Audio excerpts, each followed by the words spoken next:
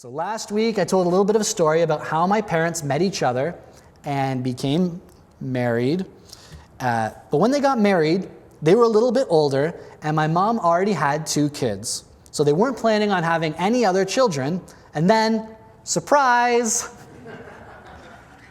I'm not saying that I was an accident as much as a late life blessing. So having a baby, unexpected. And so the big day comes, they rush to the hospital, a little bit nervous because, again, my mother was a little bit older when she had me. And then during the birth, there were some complications. Things started to not go so well, some issues.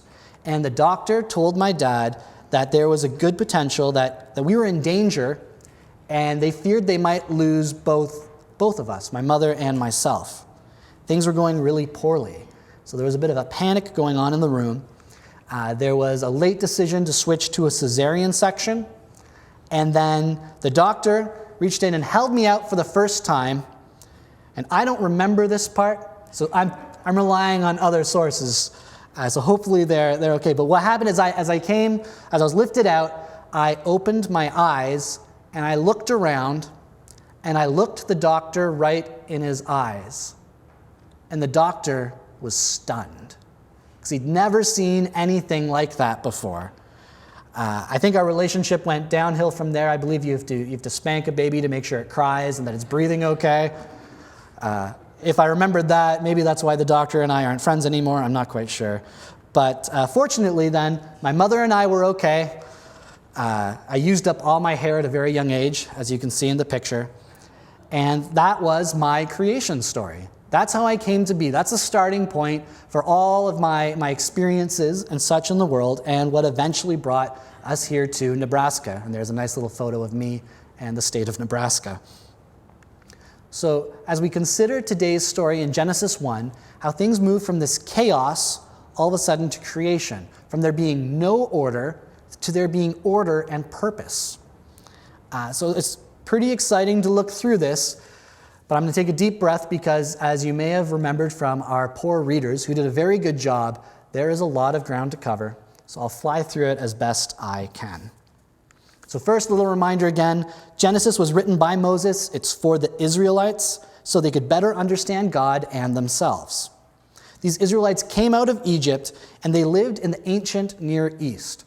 So the reason I'm using the term ancient Near East is because we're going to use some comparative cultures, some of the surrounding cultures, to maybe give us a better understanding of how they looked at the world, how they understood their place in the world.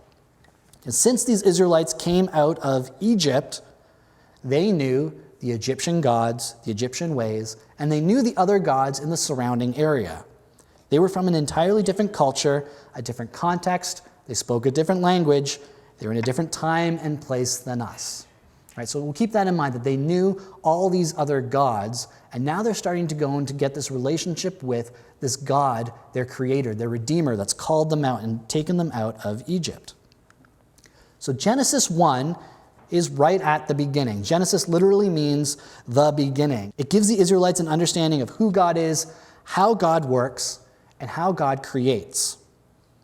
It helps them to understand who they are and where they fit, where their place is in the cosmos, in creation, the whole universe. Now, there are many other ancient Near East creation stories. And some of these creation stories have more than a few similarities to Genesis 1, but the Genesis creation story is still very different. And in some ways, Genesis 1 can be seen as a rebuttal or a corrective against these other ancient Near East creation stories. You see, in the ancient Near East, the people were polytheists. They had many gods. Pretty much everything to them was a god. The sun was a god, the moon was a god, the stars were God, the creatures of the sea, these dangerous sea creatures that they feared, those were gods.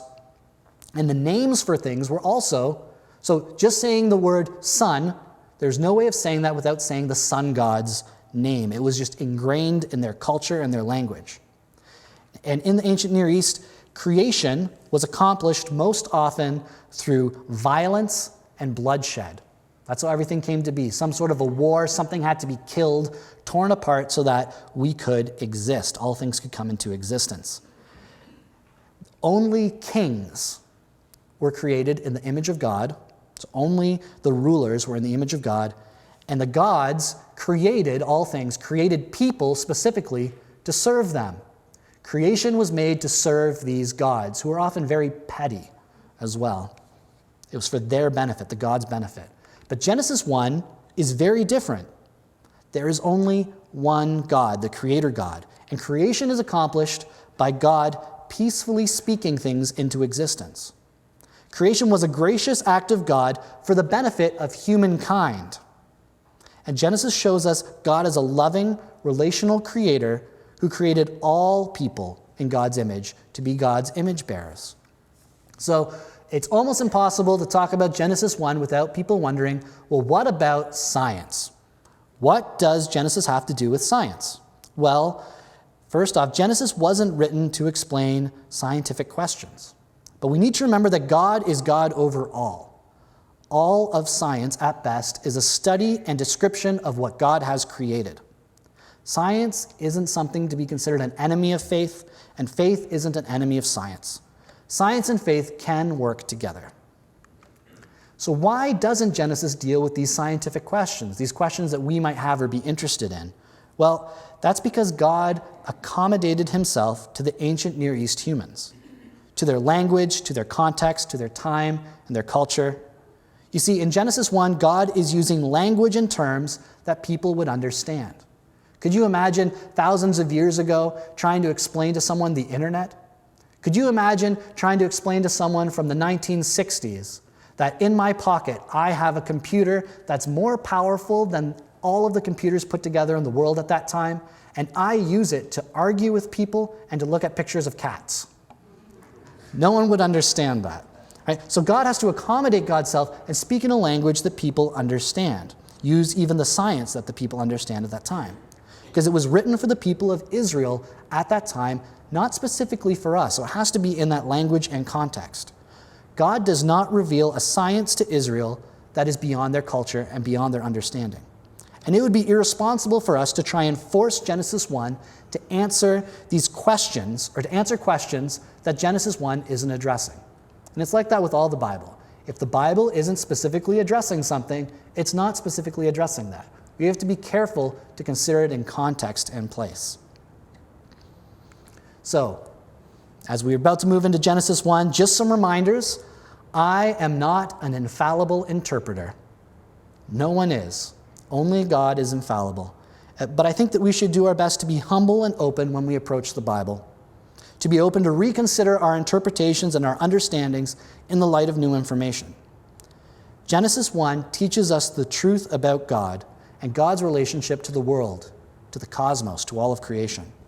And we'll see today that Genesis 1 is really describing God creating a cosmic temple where all of creation, the entire cosmos, is God's temple, where humankind is created to be God's representative, ruling and caring for the temple, for creation, in God's stead. So first, Genesis verses 1 and 2 is very interesting because it gives us some background, the before creation. So this is a starting point. It says, in the beginning God created the heavens and the earth was formless and empty. Darkness was over the surface of the deep, and the Spirit of God was hovering over the waters. This is the starting point. It's pre-creation. And there's still an earth, and it's formless, and it's chaotic. And it's meant to be understood at that time as a little bit scary. The depths and the waters were greatly feared by people. And now we have the Spirit of God hovering over the water. It's moving over or circling over. The word hovering has as if there's purpose to it. God is purposely coming over this chaotic earth. And the word spirit here, the Spirit of God, is the word ruah. So it's ruah in Hebrew. And ruah, like many Hebrew words, has a variety of meaning. So when they heard the word ruah, it wouldn't just mean spirit. It would also mean wind. It would also mean breath. So this ruah, this spirit, wind, and breath of God is about to breathe purpose and order out of a chaotic place. And then we have the first day. God said, "Let there be light." This is a God speaking things into existence. Now we have light, and God sees this light and notices that it is good. Instead of there just being chaos, now there is order. There is night and day. Now, an interesting little note here is that God has created light, not the sun. So light is existing without anything that actually gives off light as we understand it, which is very interesting. And here we see God creating order with light. He's creating time by creating light. And then there was an evening and a morning, and that's the first day. So maybe if you're like me, you're always curious, well, why was there evening and then morning? Why would evening come before morning? Well, for the people, it was the end of light. When light ended, that was the end of a day. And in fact, this is still practiced in Jewish culture. For the Jewish people, evening or sundown is the start of a new day. So that's why it's there. And then we have day 2. So God said, let there be a vault between the waters to separate water from water. So vault is sometimes translated as expanse or some other word, sometimes sky or firmament. It's all the same word, and it is a weird translation, and it is a weird word, and that's because it's from a different culture. It's hard to translate because they understood the universe very, very differently than we do. So hopefully you can kind of see here. I'll do a close-up a little bit later, but here is an ancient Near East or an ancient Hebrew conception of the universe. This is how they understood the world. There's this firmament kind of going up above. It's a solid dome, and that would hold the waters above. This is where the rain would come from, through this firmament, the waters above. And then there would be waters below the earth and kind of to the sides here, and it's all separated. The waters are separated by the sky. So on day 2, what we have is God organizing and separating things in his creation process. He's creating the sky, the waters, and the below and the waters above, and this firmament of waters above and below. So it's a little confusing, but that's how they understood the world. And then we have day 3. So now I'm kind of going to skip through this so I don't have to read every little part of it, but we have God creating land and vegetation. There's now a separation of water and dry land. God is organizing things into earth and seas, with the earth having some production of vegetation. God is separating and dividing the land from the waters, and he's giving the land vegetation so it's ready to sustain other life. Right, so we see those first 3 days, God's separating, dividing, and creating a lot of what we would consider to be the pillars almost of existence or of reality. And then we have the 4th day. And I'm going to read this because it's kind of interesting what's going on here. It seems almost a little confusing. So God said, let there be lights in the vault of the sky to separate the day from the night, and let them serve as signs to mark sacred times and days and years. And let them be lights in the vault of the sky to give light on the earth. And it was so. God made 2 great lights, the greater light to govern the day and the lesser light to govern the night. He also made the stars. God set them in the vault of the sky to give light on earth, to govern the day and the night, and to separate light from darkness. And God saw that it was good, and there was evening and there was morning, the 4th day. So we kind of have to go back to the ancient Near East or to the Hebrew conception of the universe at that time. So here's a little bit of a zoom in. And as you can see, under this firmament of waters is where the sun, the moon, and the stars exist. So day 4, this 4th day of creation, is very much connected to the first day. Day 1, light was created. Day 4, now we have lights to separate day and night. All of these lights to mark seasons, days, and years. A little aside that's slightly interesting. It's interesting in the NIV, that's what we're using right now. In their translation, they talk about the morning light and the evening light. That's because they're a bit uncomfortable with the words that are used there. You see, the Hebrew word for sun and the Hebrew word for moon are the exact same words that are used in the surrounding cultures for the sun god and the moon god. So there'd be no way for them to hear this without them hearing God created this other minor god or this other minor god. Except in God's creation, these aren't even gods at all. They are just things that exist because of his grace and will. So it's very much against the surrounding culture's view of all these different gods. There is only one God, and that is the Creator. And then we have the fifth day. And on this day, we're seeing God create fish and water creatures, as well as birds. So the word here used for the water creatures or creatures of the sea are the exact same word that would have been used for, or maybe it would be easiest translated as sea monsters, which is a little weird. But that was a big part of all of the other surrounding cultures. Their creation stories were often built upon these sea monsters and some sort of wild battle. They were gods, these sea monsters. But here again, these sea monsters aren't even gods. They're just something God created. God is fully in control of all things. So the fifth day is related to the second day of creation. So if you remember day 2, we had the sky and the waters created. Well, now we have fish and water creatures to fill the water, and we have birds to fill the expanse in the sky. Note that there is a blue jay up there. That isn't saying anything against the Kansas City Royals. It's just suggesting that maybe the Toronto Blue Jays are a better baseball team. I'm not saying. Maybe. Or maybe by putting it up there, a little bit of hope for the next year. So fish in the water, birds filling the expanse in the sky. God is creating creatures to fill and fulfill the purpose of the space created on day 2. So all these days are interrelated. And then we have the sixth day. God creating land and living creatures. And we're going to break this day up a little bit here. So here we have God creating land separated from the seas and filled with vegetation on day 3. On the third day, we have land separated from the seas, filled with vegetation. Now the land is filled with living creatures. So in the same way, like day 5, we have things being filled and to fulfill the purpose of the space created. So God created this space. Now he's filling this space. And God sees that what he's created is good. But day 6 doesn't just end with the animals. God continues creating on the 6th day.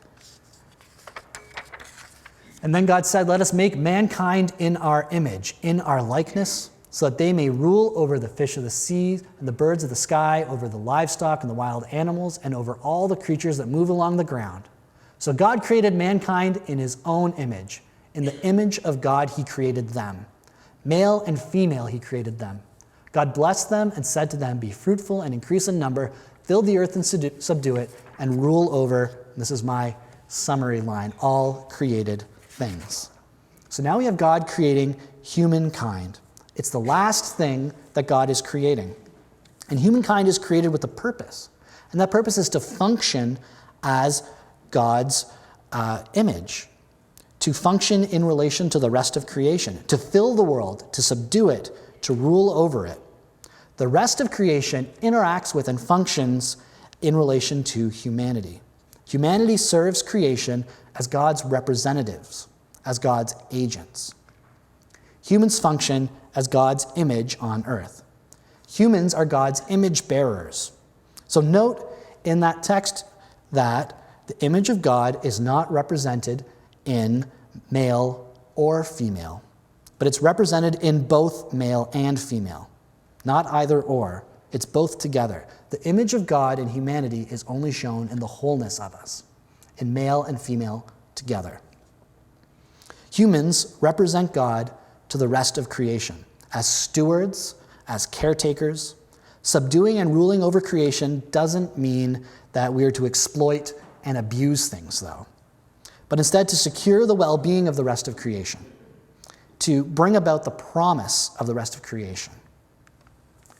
And then we have verse 31. God saw all that he made, and it was very good. There was evening and there was morning, the 6th day. Every day is concluded, or every creation process has been concluded with God seeing that things are good. But now that everything's created together, it's seen as very good, or literally in the text it says good, good, very good. Now that there's humankind as God's representatives or as stewards, creation is very good. So here's a little summary image or a summary line of what's happened in creation. We see day 1, God has created light and time, and day 4 is connected, the sun, moon, stars, the days, months, seasons. Day 2, we have the water, sky. Day 5, the fish and birds. They're all interrelated. Day 3, land, vegetation. Day 6, animals and humans. But creation isn't finished yet. Creation comes to fruition in the climax at day 7. Day 7 is, in a lot of ways, the most important day. What's happened here is on the first 3 days, we have the organizing and ordering of the functions of creation, or God creating and separating things out of the chaos and giving these spaces purpose. Days 4 to 6, we see how the created and separated parts of creation, these spaces, will thrive and accomplish their purpose by God filling them. And now we have day 7. Thus the heavens and the earth were completed in all their vast array. By the 7th day, God had finished the work he had been doing. So on the 7th day, he rested from all his work. Then God blessed the 7th day and made it holy, because on it he rested from the work of creating that he had done. This is the account of the heavens and the earth when they were created, when the Lord God made the earth and the heavens. So here we have God not spending the 7th day in exhaustion. God isn't exhausted. All of his work that he's done to create hasn't taken away from God, but instead he's in serenity. He's in peace. God is at ease in his rule. The world, all of creation, is safely in God's hands. What we have is God has created a divine temple. So the divine temple. Well, the role of temples at that time in the ancient Near East, it wasn't like modern times. It wasn't a place for people to gather and worship. Instead, temples were a place for the deity, for the God. When making a temple, the last thing that would be done is you would take an idol, an image of the God, and you would place it in the temple, and then you would kind of leave the temple and you would invite the deity to come down and rest in that temple. There would be a whole inauguration ceremony. People were familiar with this process. And as the God rests in the temple, it's as if they're mounting their throne or assuming their rightful place in the temple. And we see this in the Genesis account. Humans are placed in the cosmic temple as the image and representative of God on that last day. It's the last thing that's created. And then God resting is seen as God taking his rightful place as ruler in this cosmic temple. The entire cosmos, the entire universe, is God's temple. God cannot be defined or confined by a human-built temple, but rather all of creation is filled with God's great power and loving kindness.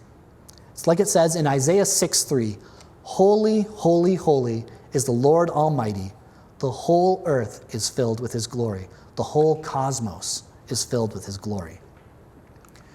So what happens after day 7? What happens on day 8? What did God do? Well, if you've noticed, day 7 doesn't end with an evening and a morning. It's the only day that doesn't do that. But rather, it's left open, and this is on purpose, because on day 8 and every day since, God is actively involved in the ongoing work of creation. God continues to sustain and to breathe and speak life into the cosmos. God actively sustains creation, and the very existence of all things entirely depends on him. So what does this have to do with me? What does this have to do with us? What does it mean for us? Well, there are some theological implications from Genesis 1 that affect us today. It helps our understanding of God, our understanding of the rest of creation, and our understanding of ourselves. Firstly, God's creative role is ongoing. God did not just create it sometime in the past, but he is creator past, present, and future. God continues to be intimately involved in creation. God cares deeply about all of creation, and God cares deeply about all of us, and wants us to have abundant life in him. There is only one God. God is God over all things, and this God entered into the chaos and brought order, and he created by peacefully speaking. Ours is a God that has always entered into the chaos and has always been able to bring about and create something very good out of the chaos, even in the darkest places and moments of our lives. We can learn a little bit from Genesis 1 about our view of nature and the cosmos and the universe. God created all things to have a purpose. Nothing is created by accident. Everything in creation fits and works together by God's great design. God created all things, and they were very good. All of creation, the entire cosmos, is God's holy temple. All things belong to God, and all things are deserving of our respect and our care. Genesis 1 also teaches us about how we should view humanity, or our humanity and our role. We are created to be stewards, to be God's representatives on earth, to care for creation, to help creation meet its potential. Creation was created good, but if you'll notice, it wasn't complete. Humankind was to help cultivate and continue the creation process, to bring about this great potential that God had created in creation. So then caring for the environment and for the earth's creatures isn't just a good thing to do. It's not just, I should do that sometimes, or a moral thing, maybe to recycle every now and then. But instead, it's a theological act. Caring for creation is part of our service to our Creator. All of humankind is created in God's image. Every person in the world has God's image imprinted on them. Every person is filled with dignity and deserves our care and respect. We are designed to care for, cultivate, and participate in creation. We are designed to be in relationship with our Creator. So social justice, working to care for people in need, is not just a good thing to do. It's a theological act. Doing acts of justice and mercy are part of our service to our Creator. Acts of justice and mercy are part of recognizing the image of God in each and every person. And finally, the Sabbath was made for us. Rest was made for us. God rested and took full control of all things on the seventh day. We are to take time to rest and to remember that God continues to be actively in control of all things. So in closing, may you actively see God at work in your life, in the world around you. May you continue to wonder at the beauty and complexity of God's great creation. May you see the image of God in yourself and in every person you meet this week. And may you enjoy God's peace and presence in every aspect of your life as you walk in His ways throughout His cosmic temple. Amen.